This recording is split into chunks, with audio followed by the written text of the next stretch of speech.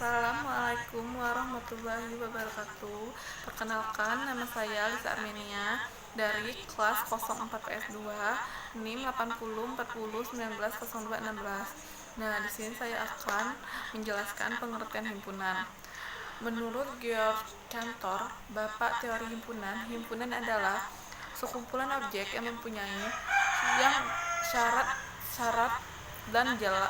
tertentu dan jelas. Objek yang dimaksud dapat berupa bilangan, manusia, hewan, tumbuhan, negara, dan sebagainya. Objek di dalamnya himpunan disebut elemen, unsur, dan anggota. Penyajian himpunan. Penyajian himpunan dibagi menjadi dua, himpunan enumerasi dan himpunan anggota. Mengenumerasi artinya menuliskan semua elemen himpunan yang bersangkutan di antara dua buah tanda kurawal. Biasanya suatu himpunan diberi nama dengan menggunakan huruf besar atau kapital maupun dengan menggunakan simbol-simbol lainnya. Contohnya seperti berikut. Himpunan A merupakan 4 bilangan asli pertama. A sama dengan buka kurung kurawal 1, 2, 3, 4 sampai seterusnya, begitu seperti contoh yang ini. Dan himpunan keanggotaan contohnya begini juga.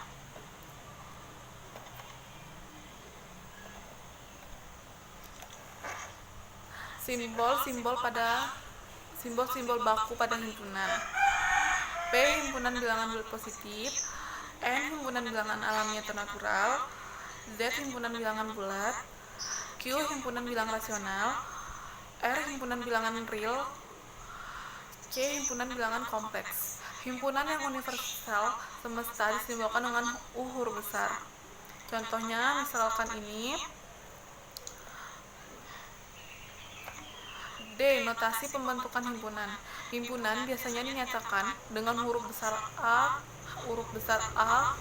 B, C, H, K, dan sebagainya. Untuk menyatakan suatu himpunan digunakan simbol kutip atas, buka kurung, dan ini tutup kurung. Untuk melambangkan anggota himpunan biasanya menggunakan huruf kecil A, B, C, X, Y, dan sebagainya. Untuk menyatakan anggota suatu himpunan digunakan lambang kutip elemen, kutip dibaca anggota. Untuk menyatakan bukan anggota suatu himpunan digunakan lambang elemen dibaca bukan anggota. Bagian di kiri tanda melambangkan elemen himpunan. Tanda garis kutip itu dibaca di mana sedemikian sehingga bagian di kanan tanda kutip lurus tadi itu sama aja menunjukkan syarat keanggotaan himpunan. Setiap tanda kutip atas dalam syarat keanggotaan dibaca sebagai dan. Perlu diperhatikan bahwa penulisan anggota dalam suatu himpunan hanya sekali saja, jadi tidak boleh menuliskan himpunan sebagai buka kurung kurawal 1, A, B, 8, P. Demikian pula tidak boleh menyatakan himpunan sebagai buka kurung kurawal bunga, kambing, sapi, kerbau, sapi, tumbuhan, tutup kurawal.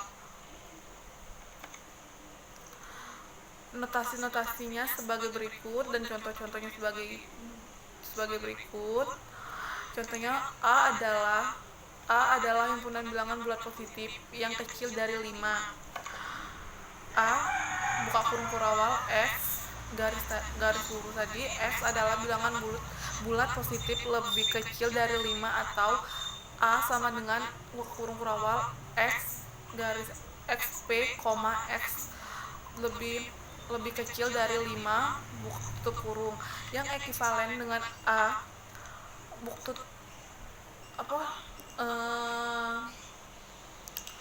sama dengan 1, 2, 3, 4 tutup kurung 2 M sama dengan buka kurawal X dan seterusnya sampai begitu.